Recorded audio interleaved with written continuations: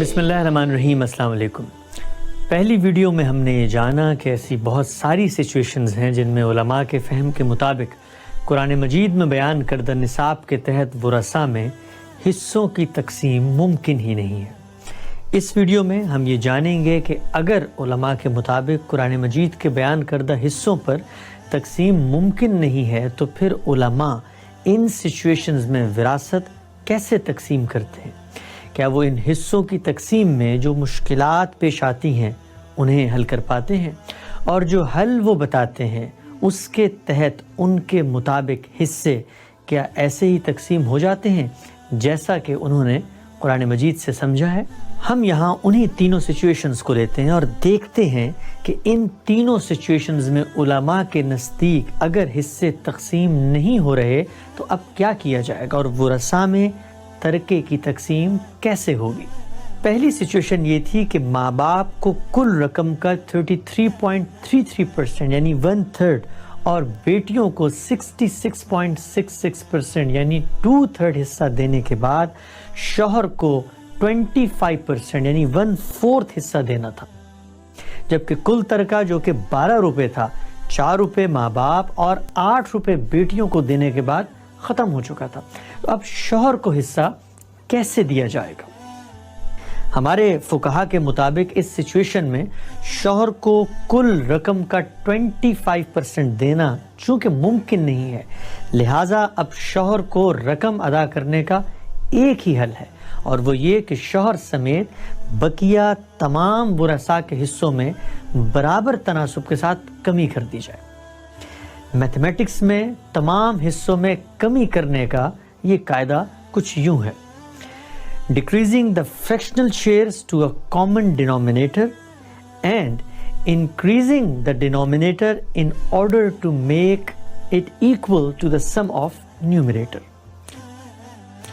اس قاعدے کے تحت تمام حصوں میں برابر کمی کر دی جائے تو 12 روپے میں سے یقیناً پیسے بچائے جا سکتے ہیں، جس سے شوہر کا حصہ اب نکالا جائے گا۔ تو اب ماں کو جہاں 1/6 یعنی 16.66% یعنی 2 روپے ملنے تھے اس میں کمی کر دی گئی، تو اب اسے 2 کے بجائے 1.6 روپے ادا کیے جائیں گے۔ باپ کو بھی ماں ہی کی طرح اب 16.66% کے بجائے کمی کر کے 13.33% یعنی 1.6 روپے ادا کیے جائیں گے۔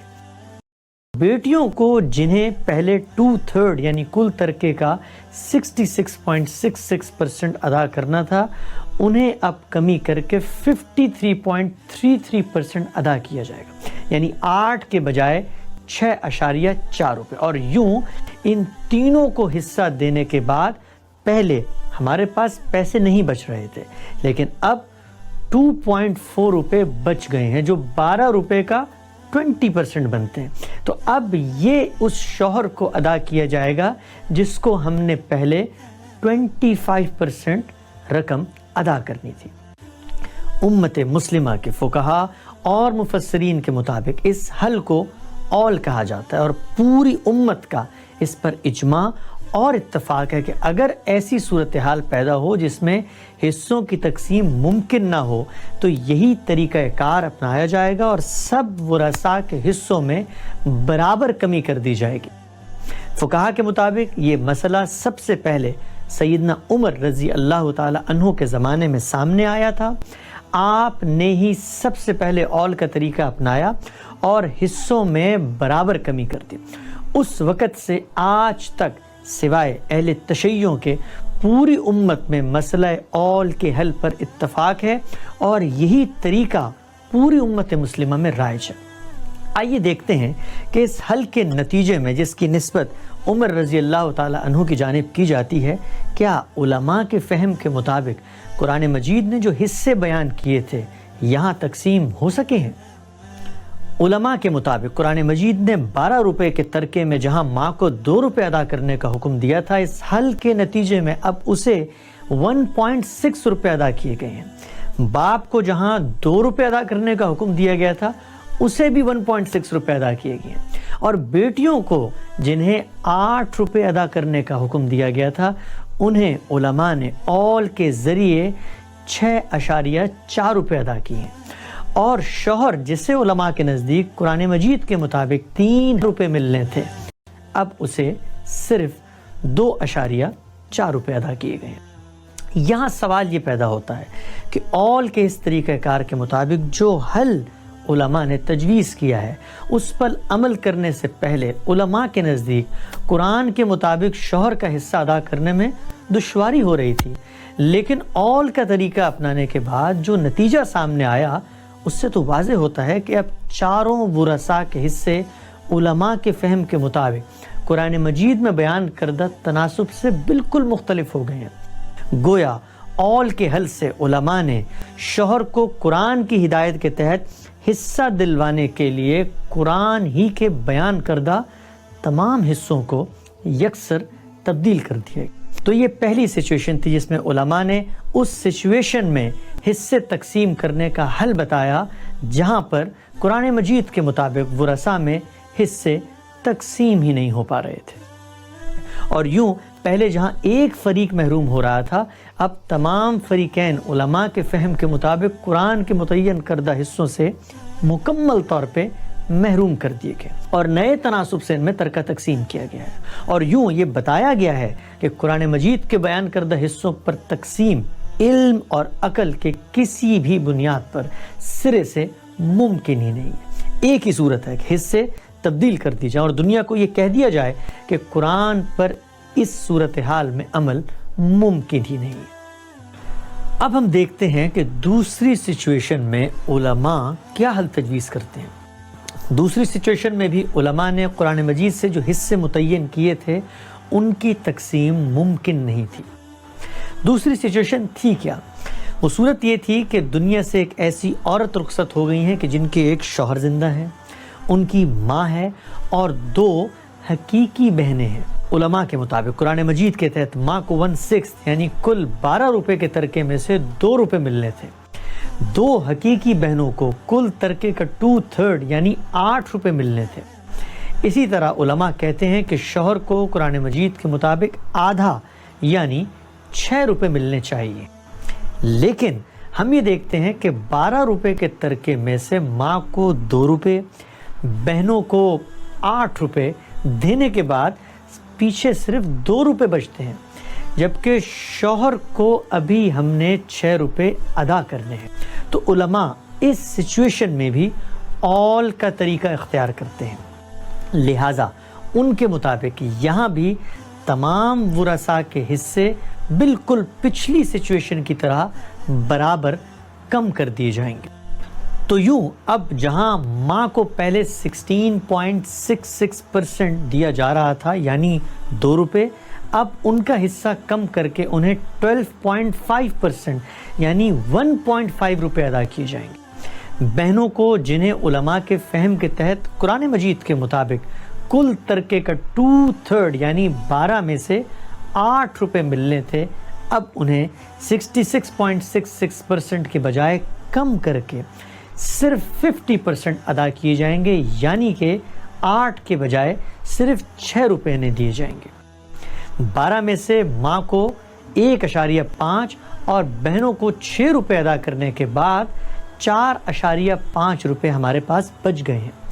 اب یہ پیسے اس شوہر کو ادا کیے جائیں گے جس کو علماء کے نزدیک قرآن مجید کے مطابق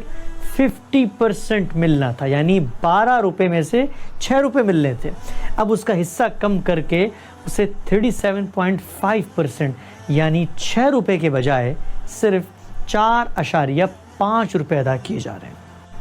گویا اس دوسری صورتحال میں اول کے ذریعے سب کے حصے کم کر کے شوہر کو حصہ دیا گیا ہے، جس کے نتیجے میں علماء کے نزدیک قرآن مجید نے ورثاء کے جو حصے مقرر کیے تھے اس حل میں وہ تمام کے تمام تبدیل ہو گئے ہیں۔ ورثاء میں ماں کو علماء کے مطابق قرآن مجید کے تحت 16.66% ملنا تھا اور اب اسے 12.5% ملا ہے۔ بہنوں کو 66.66% کے بجائے صرف 50% ملا ہے، اور شوہر جسے علماء کے مطابق قرآن مجید کے تحت 50% ملنا تھا اسے صرف 37.5% ادا کیا گیا ہے۔ گویا قرآن مجید نے ان تینوں ورثاء کے جو حصے بیان کیے تھے اس حل کے تحت ان میں سے کسی ایک فریق کو بھی علماء کے مطابق قرآن مجید کے مقرر کردہ حصے ادا نہیں کیے گئے۔ اب تیسری سچویشن کو دیکھتے ہیں۔ تیسری صورت یہ تھی کہ مرنے والی ایک خاتون ہیں، ان کے شوہر زندہ ہیں، 2 ماں شریک بہنیں ہیں اور 2 حقیقی بہنیں ہیں۔ اب علماء کے فہم کے مطابق یہاں قرآن مجید کی ہدایت کے تحت شوہر کو کل ترکے کا نصف، ماں شریک بہنوں کو 1/3 اور حقیقی بہنوں کو 2/3 ادا کیا جانا ہے۔ یعنی اگر ترکہ 12 روپے ہے تو شوہر کو نصف یعنی 6 روپے، مادری بہنوں کو 4 روپے اور حقیقی بہنوں کو 8 روپے ادا کرنے تھے، جو دینا عملاً ممکن ہی نہیں تھا۔ تو علماء کے نزدیک اس معاملے کا حل بھی سیدنا عمر کی جانب سے دیا گیا ہے، اور وہ یہ تھا کہ جب حقیقی بھائیوں کو حصہ نہیں ملا تو وہ سیدنا عمر کی خدمت میں حاضر ہوئے اور ان سے کہا، اے امیر المومنین، مانیے کہ ہمارا باپ گدھا تھا، ہم مرنے والی کے حقیقی بہن بھائی ہیں، جبکہ جو ماں شریک بہن بھائی تھے جن کا صرف باپ ہمارا باپ نہیں تھا تو آپ نے انہیں حصہ دے دیا ہے، لیکن ہم سب کی ماں تو ایک تھی، تو پھر ہمیں حصہ کیوں نہیں دیا جا رہا؟ علماء بتاتے ہیں کہ اس کے بعد سیدنا عمر رضی اللہ تعالی عنہ نے انہیں بھی وراثت میں شریک کر لیا۔ امت مسلمہ کے علماء اور فقہاء نے سیدنا عمر کے اس فیصلے کو سامنے رکھ کر اس مسئلے کے 3 حل تجویز کیے۔ پہلا حل یہ تھا کہ 6 روپے یعنی ترکے کا نصف شوہر کو ادا کرنے کے بعد 1/3 یعنی 4 روپے ماں شریک بہن بھائیوں کو ادا کر دیے جائیں اور حقیقی بہن بھائیوں کو بھی اسی حصے میں شریک کر دیا جائے۔ دوسرا حل یہ تھا کہ بعض علماء نے یہ کہا کہ اول کے طریقے پر ہی تمام ورثاء کے حصے برابر کم کر دیے جائیں، یوں حقیقی بہن بھائیوں کا حصہ نکل آئے گا۔ ان کے مطابق تقسیم کچھ یوں ہوگی، شوہر جسے 6 روپے یعنی نصف ادا کرنا تھا اس کا حصہ کم کر کے 50% کی بجائے 33.33% کر دیا جائے، گویا اب اسے 4 روپے ادا کیے جائیں گے۔ ماں شریک بہنیں جنہیں کل ترکے کا 1/3 یعنی 4 روپے ادا کرنے تھے ان کا حصہ بھی 33.33% سے کم کر کے 22.22% کم کر دیا جائے، گویا انہیں اب 4 کے بجائے 2.66 روپے ادا کیے جائیں۔ یوں 12 روپے میں سے پیسے بچ جائیں گے جو حقیقی بہن بھائیوں کو دے دیے جائیں گے۔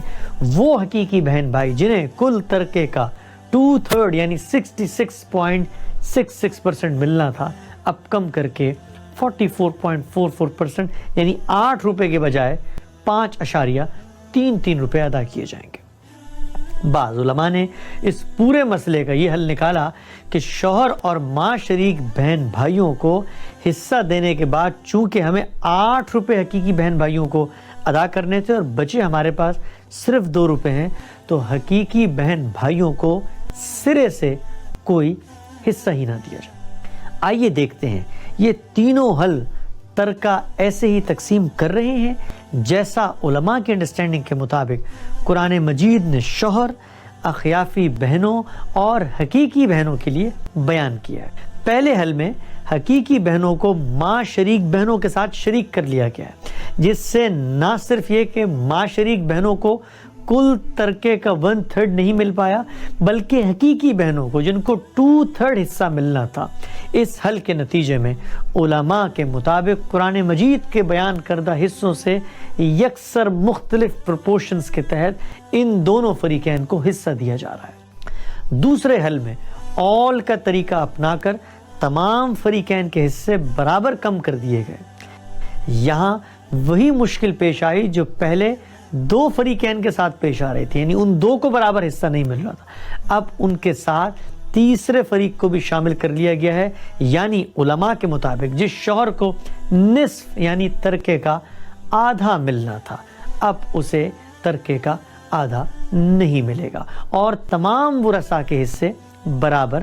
کم کر دیے جائیں گے۔ لہٰذا نتیجہ یہ نکلا کہ علماء کی تفہیم کے مطابق قرآن مجید نے ان تینوں فریقین کے جو حصے بیان کیے ہیں، ان میں سے کسی ایک کو بھی قرآن مجید کے مطابق اس تناسب سے ترکہ ادا نہیں کیا جا سکتا۔ اب ہم علماء کی جانب سے دیے گئے اس تیسرے حل کا تجزیہ کرتے ہیں۔ تیسرا حل کیا تھا؟ تیسرا حل یہ تھا کہ علماء کی انڈرسٹینڈنگ کے مطابق قرآن مجید نے شوہر کو نصف اور ماں شریک بہنوں کو 1/3 ادا کرنے کا حکم دیا، جبکہ حقیقی بہنوں کو 2/3 رقم ادا کرنی تھی۔ علماء نے اس تیسرے حل میں تجویز کیا کہ حقیقی بہنوں کو 2/3 رقم سرے سے ادا ہی نہ کی جائے۔ گویا یہاں علماء کے نزدیک قرآن مجید کے مطابق جسے حصہ ملنا تھا، اس حل کے نتیجے میں اب اسے کچھ بھی نہیں مل پائے گا۔ یعنی علماء کے نزدیک اگرچہ قرآن مجید نے حقیقی بہنوں کا متعین حصہ بیان کیا، لیکن اس حل میں وہ اسے ادا نہیں کر سکتے۔ گویا قرآن مجید پر اس حل کی روشنی میں عمل ممکن ہی نہیں ہے۔